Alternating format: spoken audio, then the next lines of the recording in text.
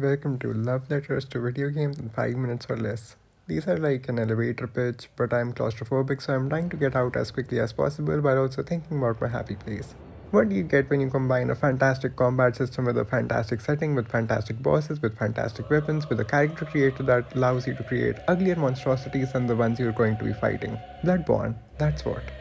The gothic ambience of this game is unparalleled. It's so dark and dingy and moist.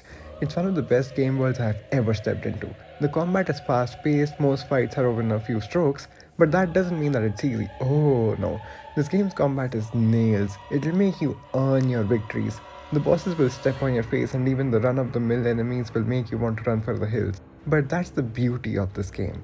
The combat is tough, but once you get the hang of busting in your enemies' faces and landing visceral attacks, it's addictive. Oh, and did I mention that the weapons change forms? You know what's better than a giant razor blade? A giant razor blade that opens up into a giant spear, that's what. This game isn't just tough, it's also fair in that it's tough for everybody else residing within the narrow streets of Yarnum as well. For instance, there's this one girl in the house who wants you to look for her mother, and she presents you with a music box that she claims helps her father remember who he is when he's having a bout. The aforementioned father is actually the first mandatory boss of the game, Father Gascoigne, and the music box can be used to stun him when he transforms into a beast.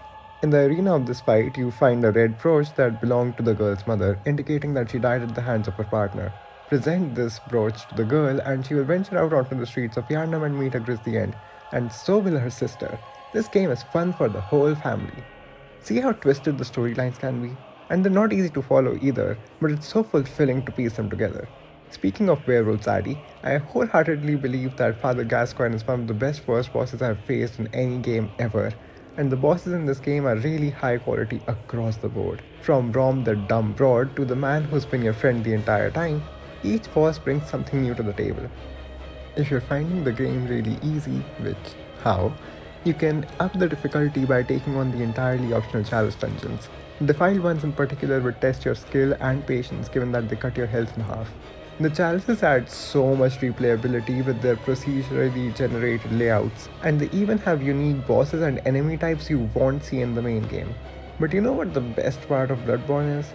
There's only one poison lake, and it's entirely optional.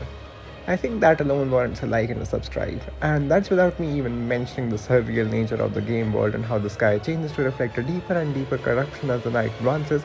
But oh wait, we're out of time again. Bye.